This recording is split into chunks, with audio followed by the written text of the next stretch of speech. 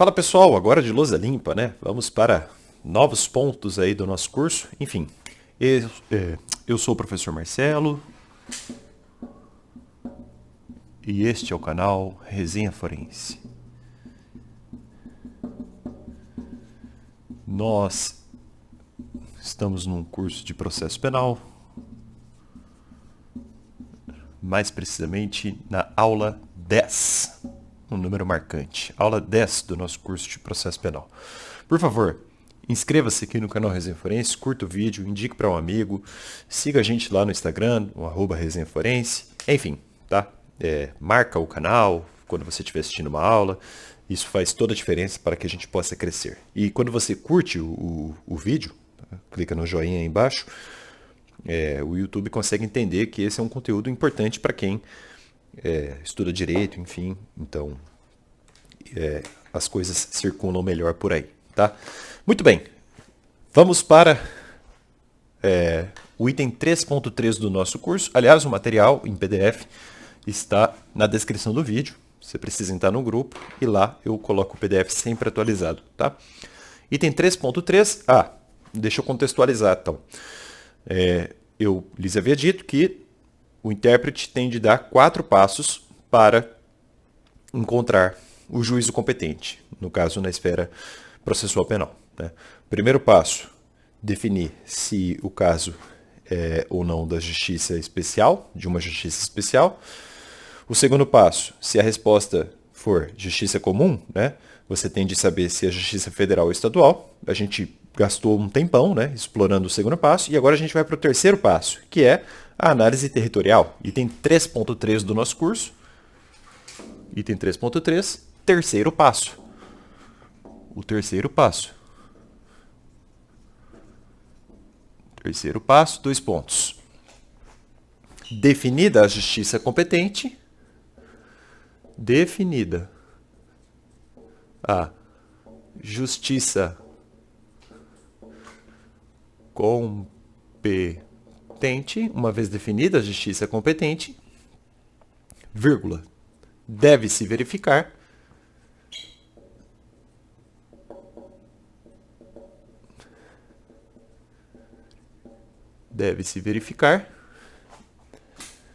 qual é o foro competente.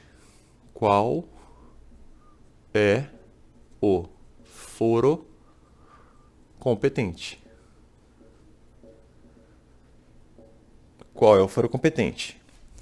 Aí nós temos uma análise de território, como vai ficar mais claro. Critério territorial. Opa, análise de territorial não, análise de território.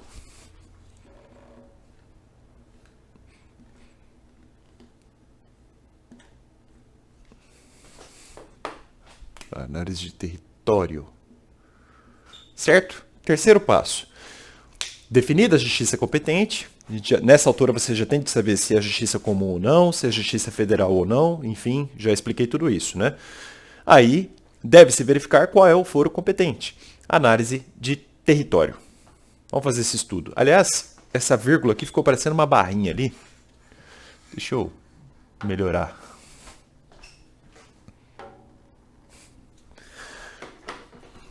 Então, aqui é uma vírgula e aqui é a letra E. Pronto, ficou melhor.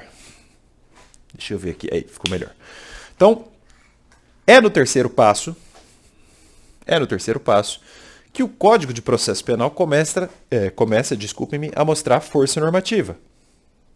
Uma vez definida a justiça competente, o intérprete deverá verificar o lugar da infração. Então, o intérprete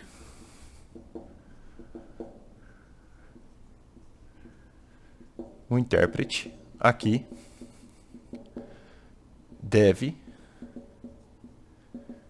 encontrar, vamos colocar entre aspas, encontrar, bem entre aspas, né? Pelo amor de Deus. Deve encontrar o lugar da infração. Aí eu vou trocar de cor.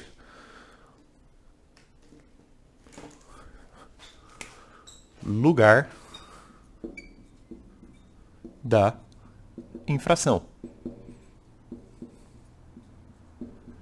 O intérprete deve encontrar o lugar da infração.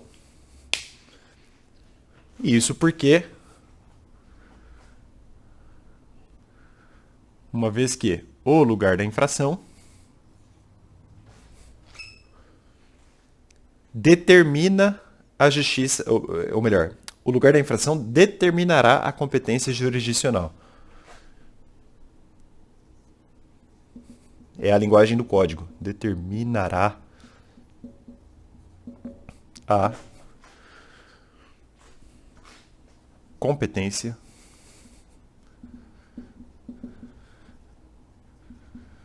jurisdicional. Por isso que o intérprete tem que encontrar o lugar da infração. O lugar da infração determinará a competência jurisdicional. E isso está, esse quadrado, esse retângulo aqui, melhor dizendo, vocês vão encontrar no artigo 69, inciso 1º do CPP. Artigo 69, inciso 1 do CPP.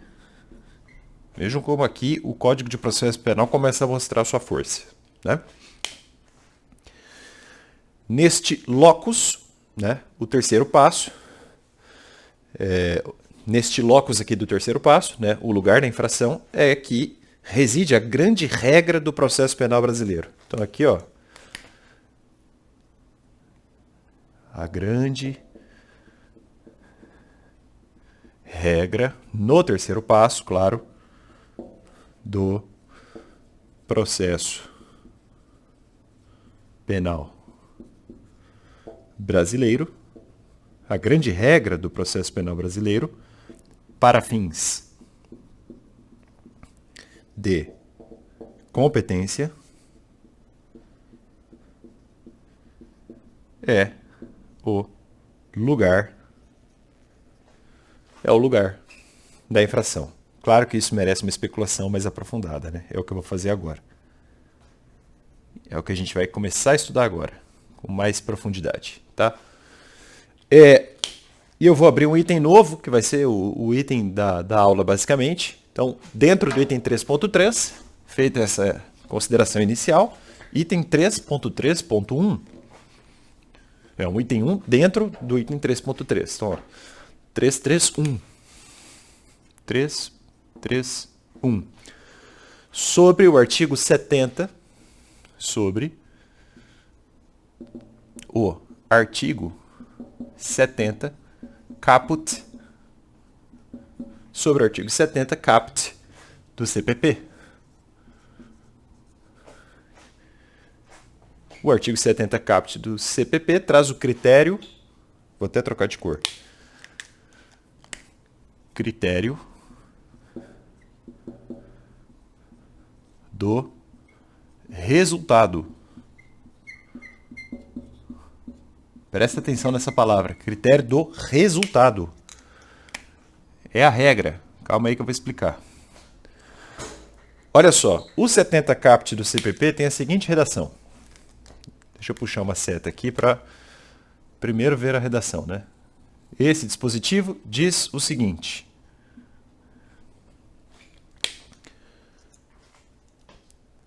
em regra, a competência será determinada. Não é ipsis literis, eu estou colocando aqui como que a gente tem que ler, tá? Em regra, a competência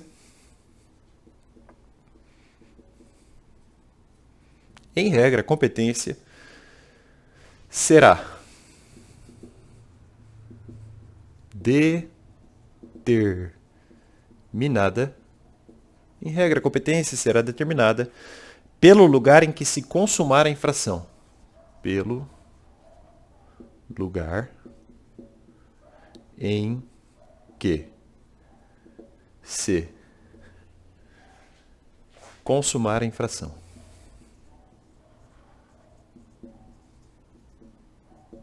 Ora, lugar em que se consumar a infração. Tá dito, né? Lugar em que se consumar a infração significa critério do resultado, que está aqui. Este é o critério do resultado. Lugar em que se consumar a infração. Critério do resultado. Ou seja,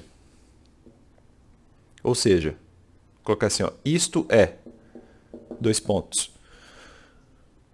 O que importa, em regra, o que importa,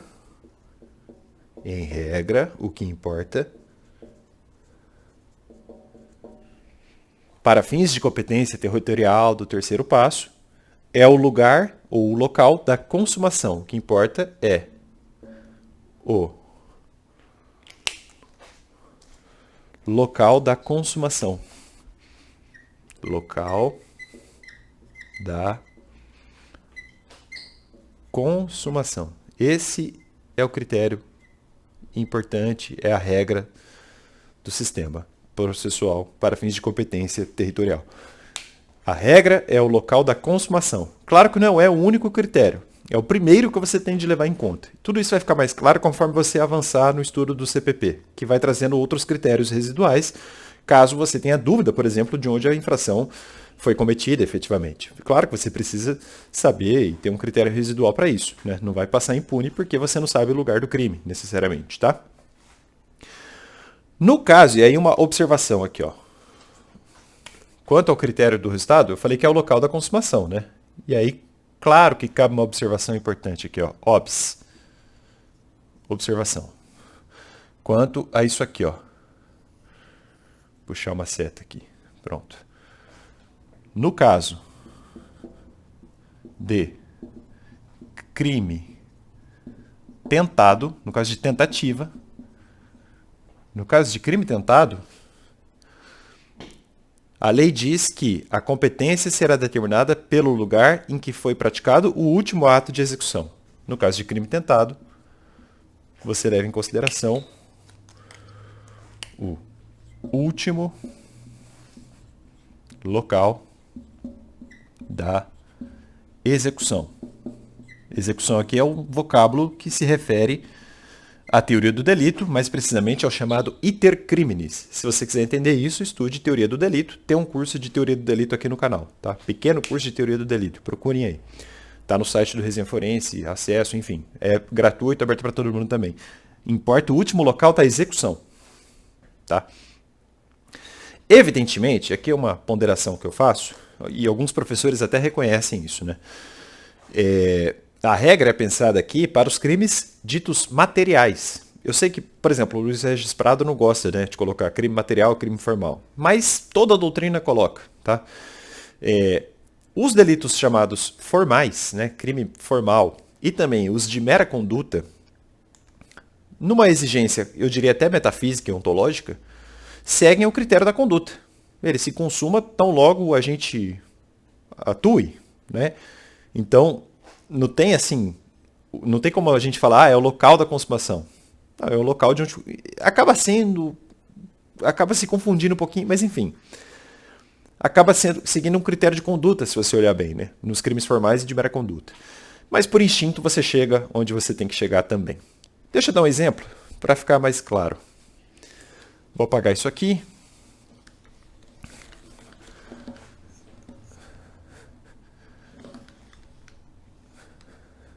Então,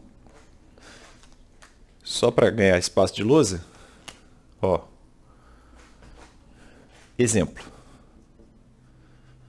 Um exemplo bem tranquilo, para a gente realmente começar a mergulhar na matéria, ó. Fulano, tá aqui, ó. Fulano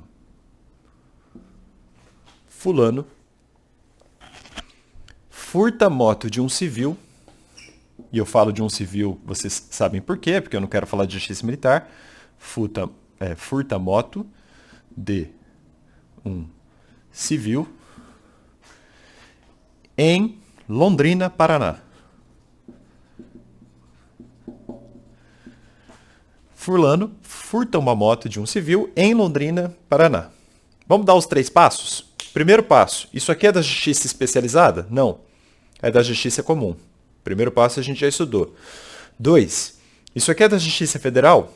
Não. Ou seja, o critério é residual, justiça estadual. A gente já deu os 2 passos. Terceiro passo, onde o delito se consumou? É o critério do resultado, não é?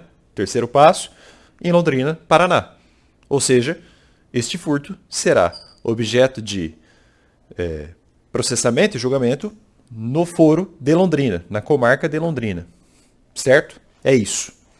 Bem tranquilo. Vejam, ainda que isso tudo pareça muito simples, e se você pensar bem, é bem simples, né? Não tem muito para onde correr, é bem tranquilo. Ainda que seja simples, e é simples, não tenham medo, tá? Ainda assim, você, intérprete, tem que ter alguns cuidados. Então eu vou colocar aqui, ó.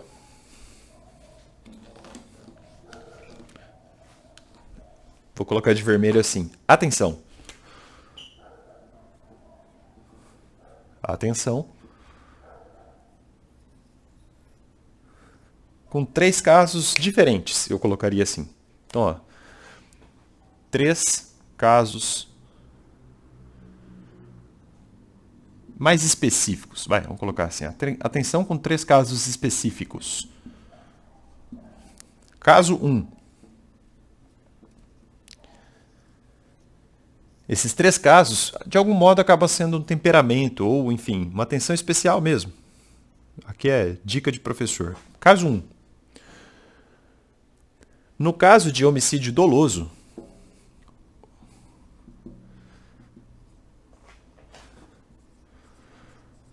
e outros, e a gente, alguns já começam a dizer, ó, vou colocar com um asterisco aqui, ó, culposo em termos,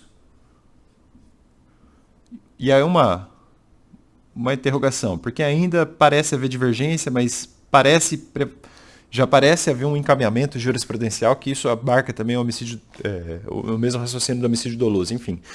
No caso de homicídio doloso, a jurisprudência tira a força literal do artigo 70 caput do CPP e afasta o critério do resultado em alguns casos. A doutrina também reconhece que o local da consumação, nesse específico molde aqui do homicídio ou do crime doloso contra a vida, enfim, pode gerar um inconveniente prático para fins de dilação probatória, ou seja, para fins de produção da prova. Vejam vocês o comentário de Eugênio Pacelli e Douglas Fischer ao artigo 70 do CPP. Nem vou colocar na lousa digital, só vou ler. Presta atenção, ó, escute bem. O local no qual se consuma o crime, o critério do artigo 70 caput, portanto, nem sempre é favorável à produção da prova, se outro tiver sido o lugar da ação ou dos atos de execução. A testemunha ocular da prática de um crime, de modo geral, reside ou tem domicílio naquele local. Então, é bem provável que eles estão falando o seguinte: um homicídio doloso que aconteça na comarca A, é muito provável que a testemunha ocular do tiro, nesse exemplo, resida na comarca A. O problema é o seguinte: imagine que um indivíduo qualquer atire para matar fulano na comarca A e fulano, levado por uma ambulância à comarca vizinha, onde há um hospital, a comarca B, ali morra. Se a gente for literal, o resultado do homicídio se deu na comarca vizinha, na comarca B. E o júri teria de ocorrer ali. Pelo 70 caput é isso. E aí vem o tempero da jurisprudência e da doutrina. Olha, vai ficar muito ruim para produzir prova. Essa testemunha que provavelmente mora na comarca onde houve o tiro vai ter que se locomover para o júri, não vai ficar legal. Ou carta precatória, não vai ser legal. E aí a doutrina, eu tenho um pouco de ressalva com isso, mas enfim, eu tenho que mostrar, eu tenho que ser honesto. Prevalece com tranquilidade que não tem problema nenhum fazer isso aqui. Então, olha só, seguindo a leitura aqui do Pacelli e do Fischer. A testemunha ocular da prática de um crime, de modo geral, reside ou tem domicílio naquele local. Assim, se a vítima for deslocada para outra cidade, tá aí, ó, a fim de receber cuidados médicos, não resta dúvida de que a instrução criminal e, por isso, a ação penal deveriam ter curso no local onde se praticou a ação e não onde ocorreu o delito. Vamos colocar ou melhor, e não onde ocorreu o resultado. Vamos colocar em desenho aqui, né? Então, ó, imaginem só que fulano dolosamente, com dolo, atira em Beltrano. Então, fulano atira em Beltrano na comarca 1.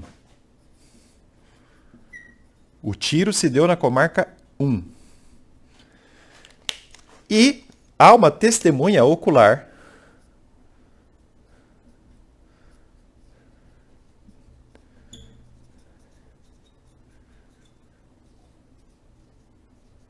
acerca desse delito. A testemunha provavelmente, e de fato é provavelmente, mora nessa comarca 1. Pode acontecer que ela não mora ali, por isso que eu acho que o raciocínio não é sempre adequado aqui, né? Aliás, pode acontecer o contrário. Por que não? Né? Pode coincidir de acontecer o contrário, e aí o critério volta a ser 70 caput, mas enfim, vamos olhar o que a doutrina está falando. Nós temos uma testemunha ocular que viu o tiro na comarca 1. A vítima foi transportada.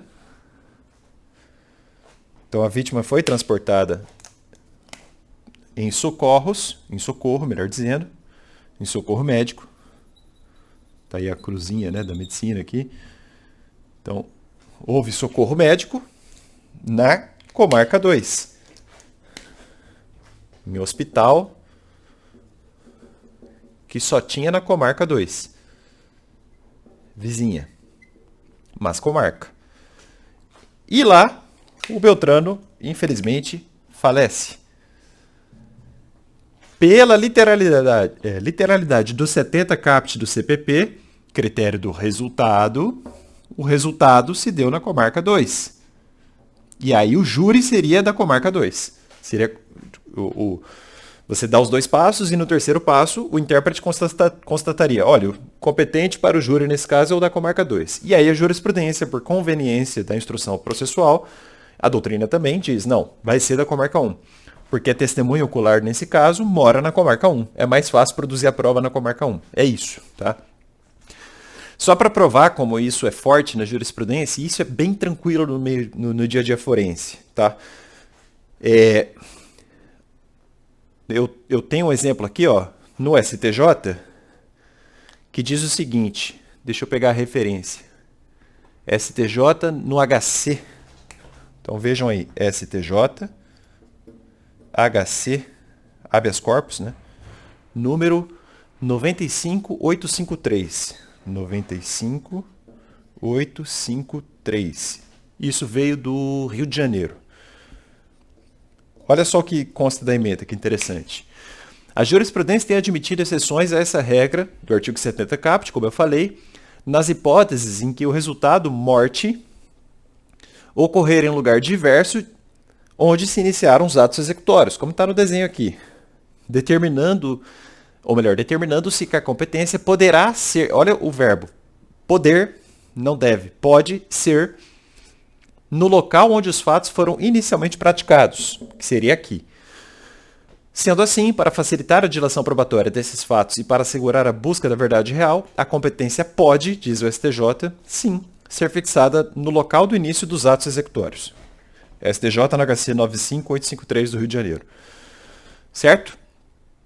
Então, a jurisprudência admite, no caso de delito com resultado morte, pelo menos um delito culposo, ou melhor, com resultado doloso e não pelo agravamento, como vou falar mais tarde, vou até corrigir isso no material, a aplicação do critério da conduta, que é diferente do resultado, critério da conduta, né? Agora sim a indicação da lousa está correta, no lugar do critério do resultado. Então aqui é o critério da conduta, nesse caso 1 aqui, critério da conduta e não do resultado, critério da conduta aqui, tá? Exemplo, já deu exemplo, né? Fulano dolosamente atira em Beltrano. A conduta do fulano ocorreu na comarca 1, né? E o Beltrano, horas depois, faleceu na comarca 2 em hospital, durante socorro. O resultado se deu na comarca 2, mas a competência vai ser da comarca 1. Aí é o critério da conduta e não do resultado, tá? O STF admite essa linha de raciocínio.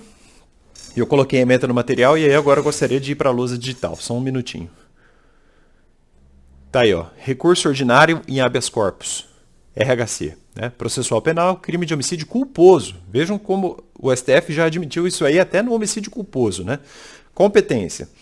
Consumação do delito em local distinto daquele onde foram praticados os atos executórios, crime plurilocal. Possibilidade, e aí eu queria destacar isso, excepcional, isso é excepcional, possibilidade excepcional de deslocamento da competência para foro diverso do local onde se deu a consumação do delito. CPP, artigo 70. Facilitação da instrução probatória. Precedente, recurso não provido. Para quem quiser, STF no RHC 116.200 do Rio de Janeiro. Muito bem, de volta à lousa normal aqui, né? E ainda, ó, no mesmo sentido de tudo que eu estou falando aqui, vejam aí mais um, ó, STJ no HC, STF, na verdade. Para quem quiser, ó, além desse, tem esse aqui também, STF HC número 112.348. Esse aqui é do estado de São Paulo. Nesse caso, o STF definiu o seguinte: no sentido de se excepcionar a regra do artigo 70 do CPP, a orientação que a jurisprudência vem assentando quanto aos chamados crimes plurilocais, segundo a qual, também por questões relacionadas à melhor produção de provas, deve-se firmar a competência do local onde foram praticados os atos executórios, né? Embora o resultado tenha ocorrido em local diverso. A essa altura do campeonato, acho que já está provado que isso é meio que pacífico, né? Quem sou eu diante de Supremo e STJ. E doutrina também, né? Falei do Pacelli, ó. Guilherme de Souza Nucci. É uma exceção à regra por conveniência da colheita da prova, sempre para efeito de uma condição mais apurada da fase probatória. Então, tá aí doutrina também nesse sentido. Realmente tranquilo, né? O entendimento. Aqui cabe um parêntese importante. Tudo que eu falei até aqui serve para o homicídio em geral, tá? Eu lhes disse que é para o homicídio doloso. A gente já viu que o culposo também está passando, né?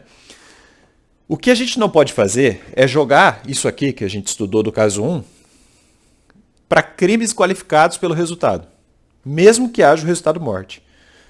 Por exemplo, latrocínio. O latrocínio não entra aqui, tá? Por exemplo, e citando aqui, ó, uma passagem do livro do Alexandre Sebrián Araújo Reis e do Victor Rios Gonçalves. Suponha-se que o ladrão aponte a arma para a vítima e roube seu carro, mantendo-a, porém, no porta-malas do veículo até chegarem próximos a uma represa, já em outra cidade, onde o assaltante desfere tiros na vítima, matando-a. O crime de latrocínio, evidentemente, deverá ser apurado nesta última localidade. Aí é o critério clássico da consumação, do resultado, enfim. Tá? Este era o primeiro cuidado. Tem mais dois. O segundo nem chega a atrair o sentido literal do 70 caput, mas enfim. Eu vou colocar aqui por didática. Eu falei que eram 3 casos específicos, tem mais 2, né? Então, pera lá.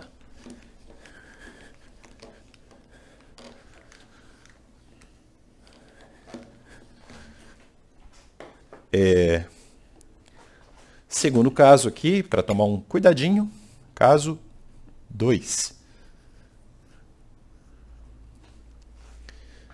Falso testemunho por precatória. Crime de falso testemunho. Na diligência da carta precatória. Por carta precatória. Falso testemunho por carta precatória. É um cuidadinho importante, né? No crime de falso testemunho por precatória, a jurisprudência entende que o juízo competente para processar e julgar tal delito será aquele do local onde foi prestado o depoimento. Então, competência do juízo para o qual foi prestado o depoimento. Certo? A competência do juízo para o qual foi prestado o depoimento. Pouco importando se ele foi feito por intermédio de carta precatória. Nesse sentido, um julgado aí que prova esse raciocínio, STJ no conflito de competência 30.309. STJ, conflito de competência 30.309. Esse é do Paraná, se eu não me engano. Isso, do Paraná. Tá? Em outras palavras, conforme Araújo Reis, o Alexandre Sebrián Araújo Reis e também o Victor Eduardo Rios Gonçalves, o julgamento cabe, ou melhor, o juiz competente é o do foro deprecado e não do deprecante, nesse caso, né? Ou, mais precisamente, o julgamento cabe ao juiz onde foi prestado o depoimento mendaz, ou seja, ao juízo deprecado, e não ao do local em que o falso gerará efeitos. Por isso que eu botei aqui como um caso 2, né? Relativamente estanque ou não, enfim, é o artigo 70, mas enfim, é um cuidado, toma um cuidado, lembra disso aqui, tá? Repetindo, a competência é do juiz deprecado, ou seja, onde foi prestado o depoimento, e não onde eventualmente o falso surtiria efeitos, que seria o juiz deprecante, certo? Esse foi o segundo cuidado, tem mais um. Terceiro caso aqui importante, esse é de lei. Esse aqui realmente não tem como brigar, né? Caso 3, GCRIM, né? Caso 3. GCRIM, Juizado Especial Criminal, né? GCRIM, Lei 9.099 de 1995. Eu vou ver se eu estudo GCRIM aqui com vocês mais para frente, lá na frente, quando a gente estuda procedimento. Mas aqui a gente tem que ter um cuidado, né? Em termos de competência. Se for infração penal de menor potencial ofensivo, então, ó, infração penal, ou melhor, eu vou colocar do jeito que a doutrina abrevia, que é a chamada IMPO. Infração penal de menor potencial ofensivo, né? IMPO. Tem um conceito lá, enfim, na Lei 9.099, não cabe a gente defini-lo agora, mas se for crime de menor potencial ofensivo, ou infração de menor potencial ofensivo, não pode ser a contravenção, por exemplo. Contravenções, e se eu não me engano, são crimes cuja pena máxima combinada ao tipo não ultrapassa 2 anos. Eu acho que é isso. Dá uma confirmada. Mas enfim, nesses crimes de menor potencial ofensivo, se a gente ler os artigos 60 mais 63 da Lei 9.099, artigos 60 e 63, se a gente fizer uma conjugação dos dois, a gente vai perceber que prevalece no GCRIM o critério da conduta. Critério da conduta. E não o critério do resultado aqui do CPP. No GCRIM vale o critério da conduta. Lugar da ação ou da omissão, portanto. E não da consumação. Lugar da ação ou da omissão. Critério da conduta. Tá? E não do resultado. Então, o GCRIM segue um caminho diferente do CPP. O CPP agalhou a chamada teoria do resultado, no seu 70 caput. E a Lei 9.099, no seu artigo 63, para ser preciso, agasalhou a teoria da conduta, né? Tanto que o 63 diz: a competência do juizado será determinada pelo lugar em que foi praticada a ação penal. Praticada a ação penal, conduta. Certo? E por fim, eu vou agora apagar toda a lousa, mas mantendo o item 3.1.1. Preciso de espaço grande agora. Já deu para entender, né, que o critério, a regra mesmo é o resultado. Não se espantem com esses 3 casos. A grande regra é o resultado. Tá? Isso não deve chamar atenção a ponto de preocupá-los, mas você tem que saber que tem essas 3, não sei, exceções, enfim, 3 temperamentos da lei da jurisprudência, que eu já mostrei. Então, o 70 caput adota o critério do resultado, né? Ainda sobre isso aqui, dentro do item 331 do material, existem alguns casos ainda que merecem um lembrete especial. Não chegam a ser uma exceção, mas é um salto interpretativo, um salto de qualidade de interpretação. Eles se amodam ao 70 caput, mas demandam, como eu falei, maior atenção do intérprete. O melhor compêndio disso eu achei aqui também de novo, tá? Na obra do Alexandre Sebrián Araújo Reis e do Victor Eduardo Rios Gonçalves. Eu vou arrolar aqui o que eles trazem, porque eles agem de uma maneira didática e eu gosto disso, tá? Ó, primeiro ponto aqui, ó. No crime de apropriação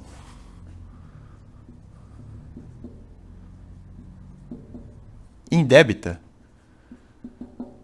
nesse delito de apropriação indébita, a gente pode ter uma dúvida prática, porque é muito difícil estabelecer o exato momento em que o agente tomou a decisão dolosa, afinal, de apropriar-se da coisa. Né? Isso aqui é teoria do delito, mais precisamente estudo da parte especial do Código Penal. Né?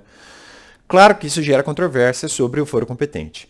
Pois bem, dizem os professores aqui citados o seguinte: se o agente recebeu a posse em São Paulo e deveria devolver o bem em Jundiaí, então, ó, o agente recebeu oh meu Deus, peraí, recebeu a posse em São Paulo, comarca de São Paulo. Se o agente recebeu a posse da coisa no estado de São Paulo, ou melhor, na cidade de São Paulo, estado de São Paulo, claro, e deveria devolver o bem em Jundiaí, deveria devolver em Jundiaí, que é outra comarca, né?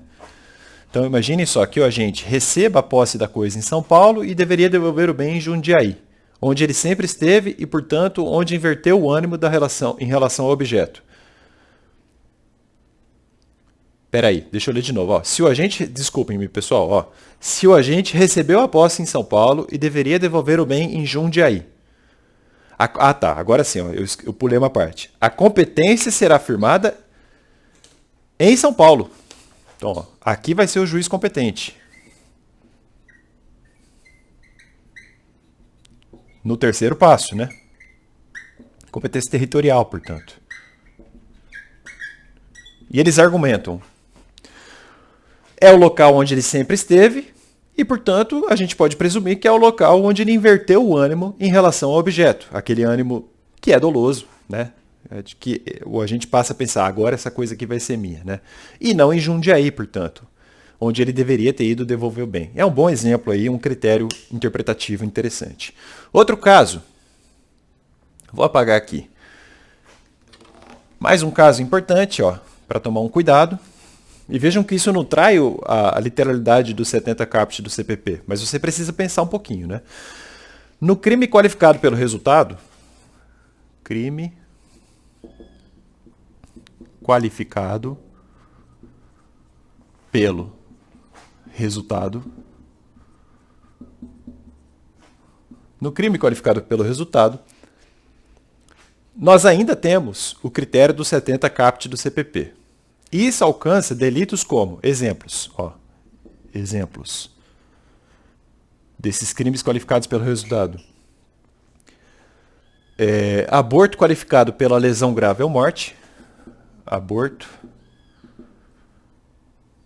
qualificado pela lesão grave ou morte é um primeiro exemplo. Outro exemplo: lesão corporal seguida de morte.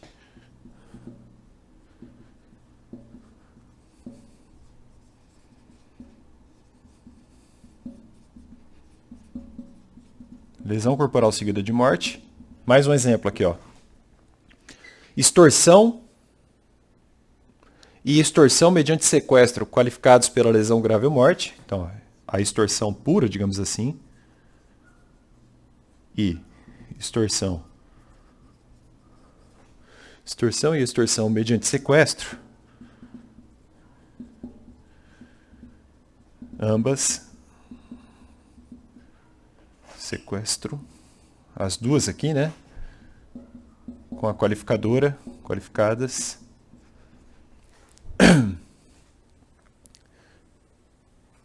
Pela lesão grave ou morte. De novo, né? Lesão grave / morte. Mais um exemplo aqui. Estupro qualificado pela lesão grave ou morte. Estupro qualificado. Lesão grave ou morte, de novo, né? O que mais? Ah, mais um aqui, ó. Crimes de perigo comum. Acho que incêndio entra aqui, né? Crimes de perigo comum. De novo, né? Qualificados pelo resultado.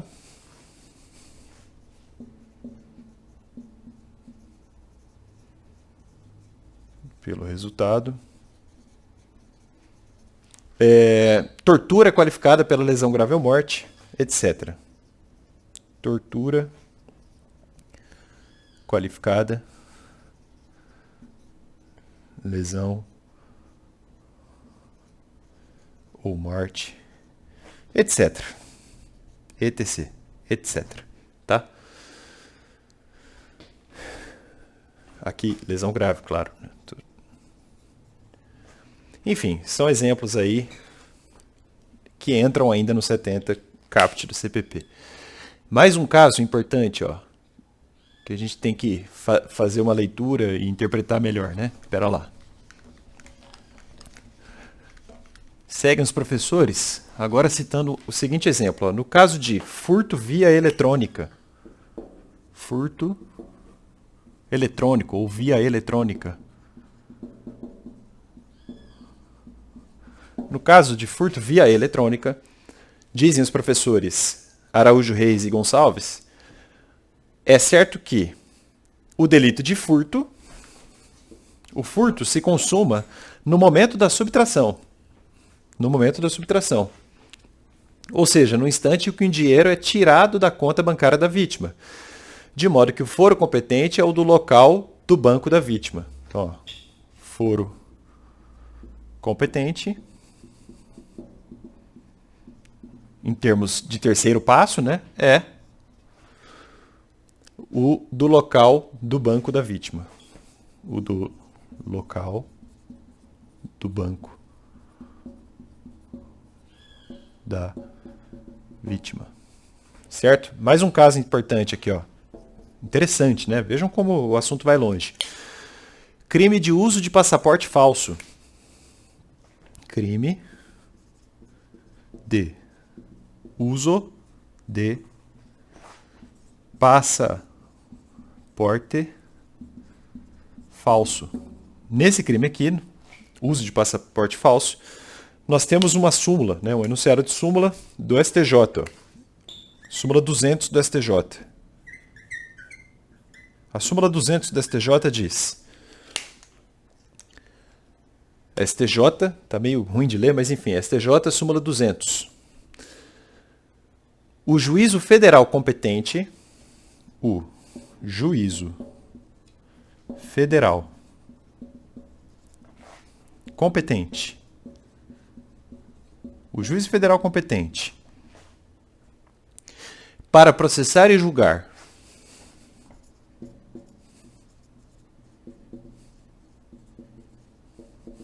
o juiz federal competente para processar e julgar esse crime, o crime de uso de passaporte falso,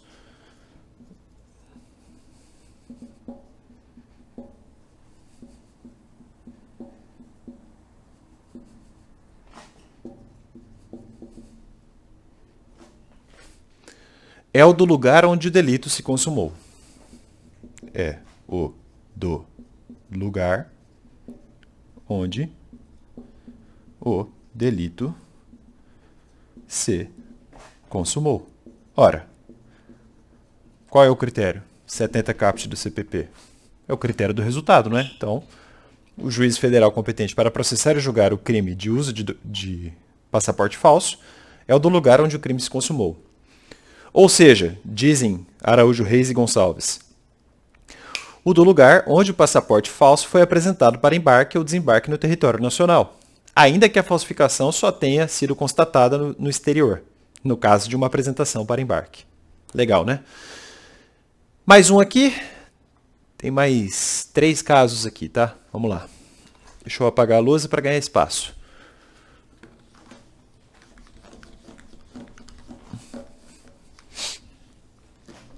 Agora eles falam, ó, do delito... Deixa eu trocar de canetinha, que essa aqui já está ficando fraca. Delito de desobediência em modalidade omissiva. Então, ó, desobediência em modalidade omissiva. Por omissão, então. No delito de desobediência em modalidade omissiva, o juízo competente é o do local onde o ato teria de ser realizado. Então, a competência territorial, nesse caso, a competência territorial aqui é do juízo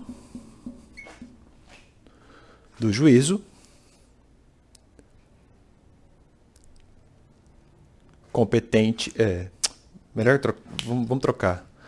É o do local onde o ato teria de ser realizado. Desculpa, tá? O do local onde o ato teria de ser realizado. Vamos ver o exemplo dos professores agora citados. Ó, supõe-se que um juiz, então, ó, o juiz de São Paulo, um juiz da comarca de São Paulo, tenha determinado que um perito... Então, o juiz determina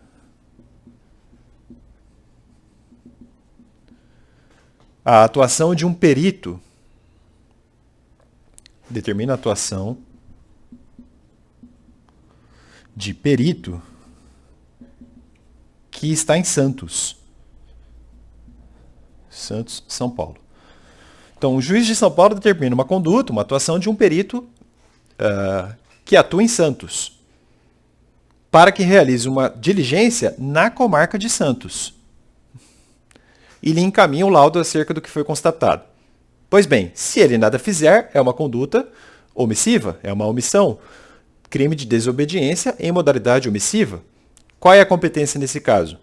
O foro competente é o de Santos, é o do juiz de Santos, onde a perícia deveria ter sido realizada, e não o de São Paulo, onde o laudo deveria produzir efeitos. Aqui, na verdade, no exemplo eles colocaram São Vicente, mas eu escrevi São Paulo, não muda nada, tá? Quer dizer, você muda o lugar, mas enfim, o raciocínio é o mesmo, tá? Não estranhe aí quando vocês lerem o material. Mais um caso. Deixa eu apagar a luz.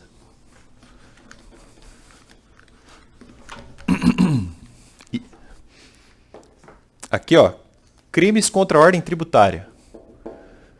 Crimes contra a ordem tributária. Nos crimes contra a ordem tributária, nós sabemos que a tipificação criminal dos delitos contidos nos incisos 1, 2, 3 e 4 do artigo 1º da Lei 8.137 de 1990, esse delito supõe o lançamento definitivo do tributo. Lançamento definitivo do tributo. Um ato administrativo. E isso é o que diz a súmula vinculante 24. Súmula vinculante 24. Claro que é do Supremo, né? No entanto, dizem os professores Araújo, Reis e Gonçalves, pode acontecer de o lançamento definitivo do tributo ocorrer após a decisão administrativa final de recursos interpostos pelo contribuinte. E este iter procedimental de cunho administrativo pode nascer na comarca 1 e descambar na comarca 2, na comarca 3, etc. Como se resolve esse caso? Eles sugerem o seguinte: no caso de uma sonegação fiscal, por exemplo, o caso de uma sonegação fiscal, por exemplo, que entra nessa tipificação aqui, será competente a comarca onde se deu o fato gerador e não do local do recurso definitivamente julgado. Então, ó, competência territorial aqui. A competência territorial aqui é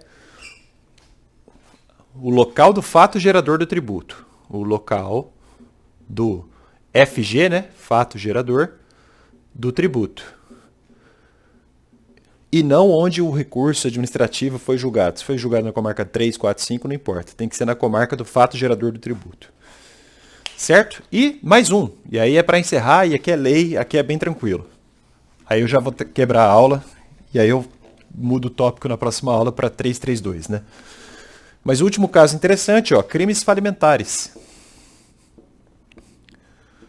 Crimes falimentares. Lá da lei de falências. Aqui é um caso diferente também. Esses crimes serão de competência do juiz criminal da jurisdição onde tenha sido decretada a falência, concedida a RJ, recuperação judicial, ou homologado o plano de recuperação judicial. Então, os crimes falimentares arrolados pela Lei 11.101 são julgados. Então, ó, juiz que... Vamos colocar assim, ó, o juiz que toca, entre aspas, a falência ou a recuperação judicial. Vamos ser didático. O juiz que toca, entre aspas, a falência ou a recuperação judicial. Leia-se, aquele que decretou a falência, aquele que deferiu a recuperação judicial, aquele que concedeu o plano extrajudicial de recuperação, enfim. Isso está no artigo 183 da lei de crime, da lei, não é de crimes, mas enfim, a lei de falência, né, que é a lei 11.101 de 2005. Lei que, por sinal, foi inteiramente comentada aqui no Resenha Forense. Recomendo fortemente que acompanhe esse projeto aqui. Um bom jeito de entender a lei de recuperação judicial e falência. Artigo 183 da lei de recuperação judicial e falência. Meus amigos, era isso. No próximo vídeo, eu vou trabalhar com vocês os parágrafos 1º e 2º do artigo 70 do CPP. Então, é a competência criminal nos chamados crimes à distância ou crime em trânsito, tá? Mas aí, só a próxima aula mesmo. Um abraço, tchau, tchau.